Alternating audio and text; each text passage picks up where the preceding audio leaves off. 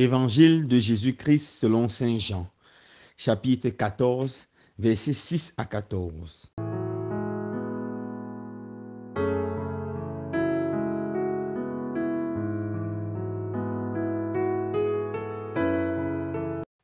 En ce temps-là, Jésus dit à Thomas, « Moi je suis le chemin, la vérité et la vie. Personne ne va vers le Père sans passer par moi. Puisque vous me connaissez, vous connaîtrez aussi mon Père. Dès maintenant, vous le connaissez et vous l'avez vu. » Philippe lui dit, « Seigneur, montre-nous le Père, cela nous suffit. » Jésus lui répond, « Il y a si longtemps que je suis avec vous et tu ne me connais pas, Philippe. Celui qui m'a vu a vu le Père. Comment peux-tu dire, montre-nous le Père? Tu ne crois donc pas que je suis dans le Père et que le Père est en moi? Les paroles que je vous dis, je ne les dis pas de moi-même. Le Père qui demeure en moi fait ses propres œuvres. Croyez-moi, je suis dans le Père et le Père est en moi. Si vous ne me croyez pas, croyez du moins à cause des œuvres elles-mêmes. Amen, amen, je vous le dis. Celui qui croit en moi fera les œuvres que je fais. Il en fera même de plus grandes parce que je pars vers le Père. Et tout ce que vous demanderez en mon nom, je le ferai, afin que le Père soit glorifié dans le Fils. Quand vous me demandez quelque chose en mon nom, moi, je le ferai. Acclamons la parole de Dieu. Louange à toi, Seigneur Jésus.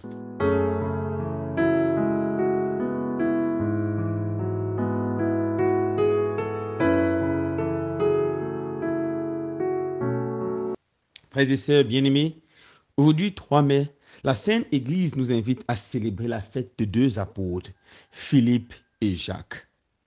Dans la liste des apôtres donnée par les évangélistes, Philippe apparaît à la 5e position, Jacques à la 9e position.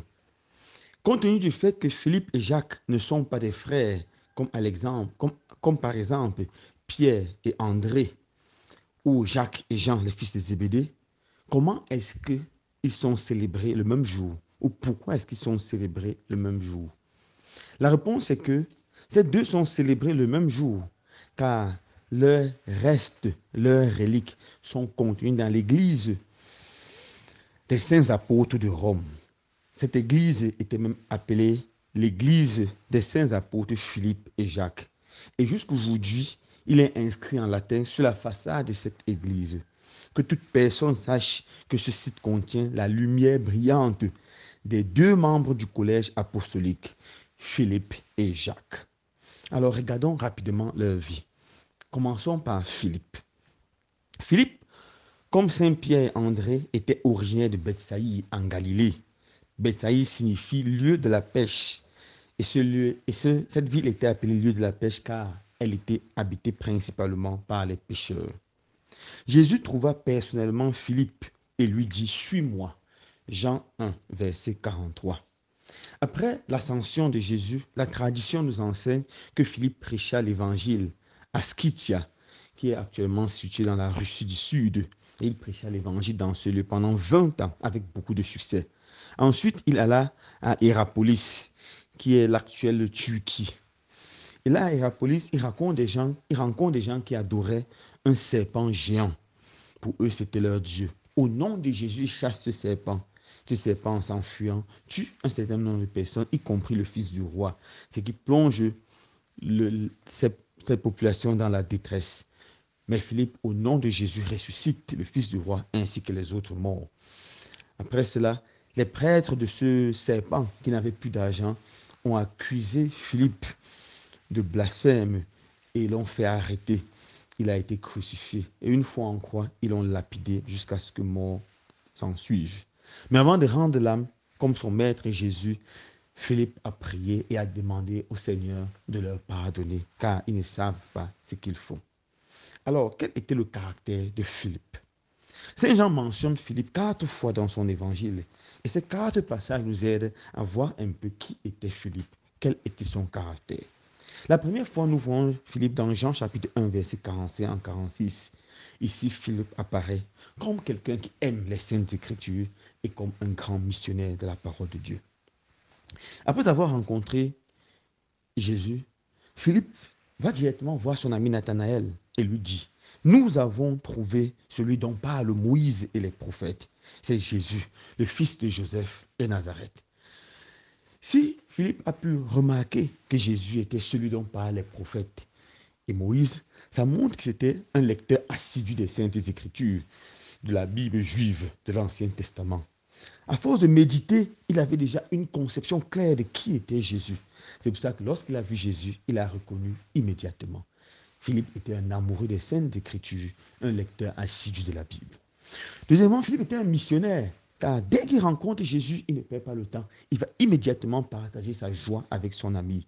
Il n'attend pas la Pentecôte pour commencer la mission, ou il n'attend pas l'ordre de Jésus pour aller en mission. Il se met immédiatement en mission. Alors, frères et sœurs bien-aimés, comme Philippe, nous devons apprendre à aimer davantage les Saintes Écritures et apprendre à partager la joie de l'Évangile, partager le Christ avec ceux que nous rencontrons, partager le Christ avec nos frères et sœurs. Deuxième caractéristique de Philippe, on voit ça dans Jean 6, versets 5 à 7. Philippe peut apparaître comme un rationnel. Devant la foule de 5000 personnes, sans compter les femmes et les enfants, cette foule affamée, Jésus se tourne vers Philippe et lui dit, mais où est-ce que nous allons trouver le pain pour nourrir tant de personnes? Philippe, qui était très intelligent, commence à calculer et dit à Jésus, non, non, non. Même le salaire de 6 mois de travail ne nous aidera pas à nourrir une telle foule. Ici, Philippe reste seulement rationaliste. Il ne dépasse pas la raison pour voir que Jésus est au-dessus de lui.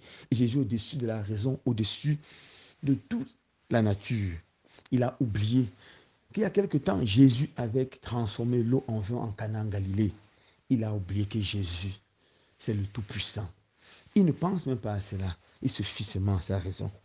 Finalement, Jésus fait cette multiplication et aide Philippe à comprendre que la raison est très importante, mais la raison n'est pas l'absolu dans la vie de l'homme. Dans la vie de l'homme, c'est Dieu qui est le seul absolu. Et ce que nous ne pouvons pas atteindre par notre raison, Dieu peut nous l'accorder par notre foi.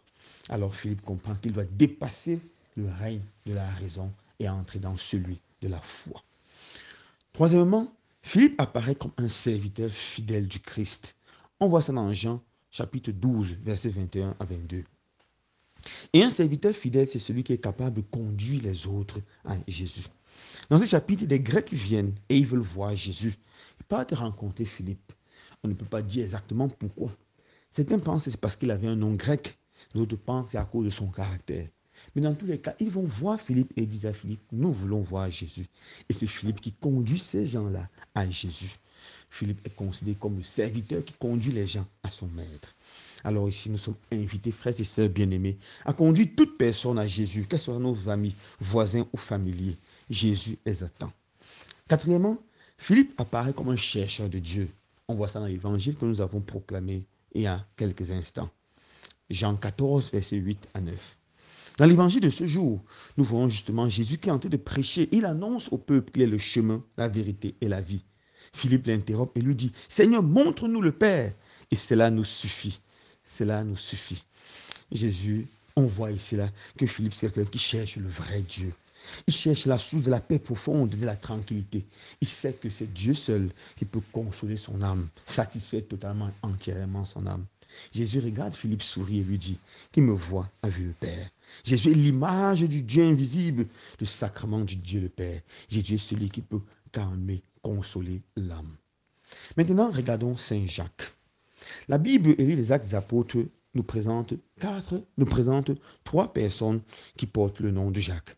Nous avons premièrement Jacques le Major. C'est le fils de Zébédée et le frère de Jean, le premier apôtre à être martyrisé. Il fut décapité par Hérode Agrippa qui voulait satisfaire les Juifs. Le deuxième, c'est Jacques le Mineur. C'est le frère d'Alphée. C'est celui dont nous célébrons la fête aujourd'hui. Le troisième, c'est Jacques, le frère du Seigneur. C'est le premier évêque de Jérusalem, celui qui a assisté au concile de Jérusalem en 51 après Jésus-Christ. Pour beaucoup de biblistes, Jacques le Mineur et Jacques le frère du Seigneur sont la même personne. Et nous partageons cette opinion. C'est ce que nous allons montrer dans la suite. Concernant la vie de Jacques le Mineur, selon l'historien chrétien Hégésippus, qui est un juif qui s'est converti au christianisme en 169, Jacques a vécu une vie de naziste. avant et après son choix comme apôtre. Et en tant que naziste, il a vécu une vie très austère et il était considéré comme un homme juste par tous. Sa sainteté était éclatante. Il ne buvait jamais de vin ni de boissons fortes. Il n'utilisait pas de rasoir pour s'enlever les cheveux ou la barbe. Il n'utilisait pas d'huile pour se oindre le visage. Non, ses habits étaient très simples, faits de tissus très simples. Et la tradition raconte, cette histoire raconte également qu'il se restait tellement à genoux pendant les longues heures de prière que ses genoux étaient écorchés, ainsi que son front, car il était à genoux et prosterné avec la face contre terre. La peau de ses genoux et de son front était écorchée. Et il fut célibataire toute sa vie. Il était tellement saint et strict que pendant sa prière, il a fait la pluie tomber du ciel après un long temps de sécheresse. Même les Juifs qui s'opposaient à l'évangile s'efforçaient à toucher la frange de son vêtement quand il marchait, car tous attestaient qu'il était un homme saint. Selon le livre du XIIIe siècle, Golden Legend, la légende d'or, il était appelé frère du Seigneur, car il ressemblait beaucoup à Jésus. Et très souvent, les gens les confondaient.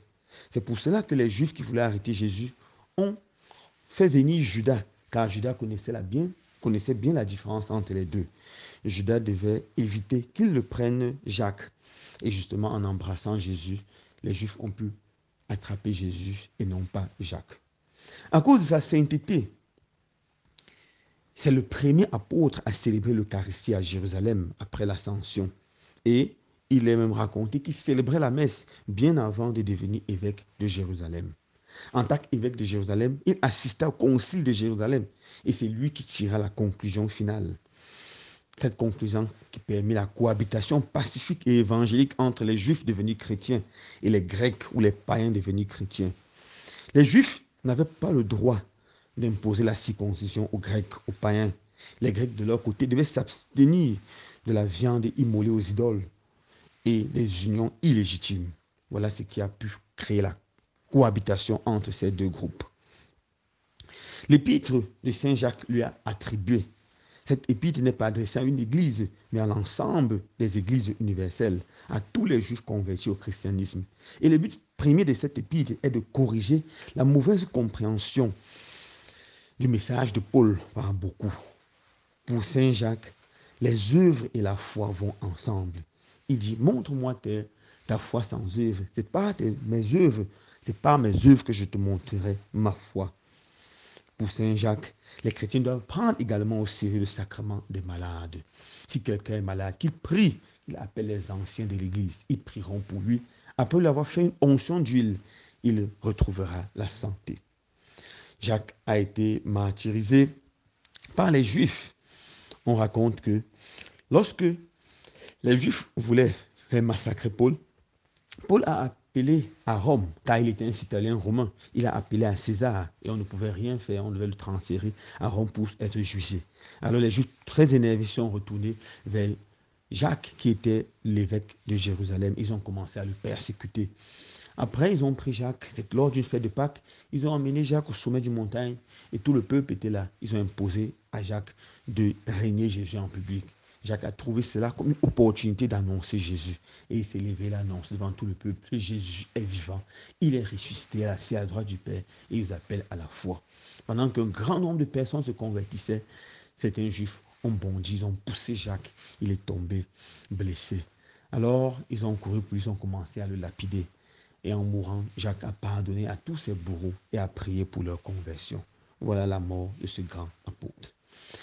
À la lecture de la vie de Saint Philippe et de Saint Jacques, frères et sœurs bien-aimés, nous sommes invités à être des amoureux de Jésus et à être des apôtres, d'annoncer Jésus partout où nous serons. Que le Seigneur donne, par l'intercession de Saint Philippe et de Saint Jacques, d'être des êtres totalement dévoués à la cause de l'Évangile. Loué soit Jésus-Christ.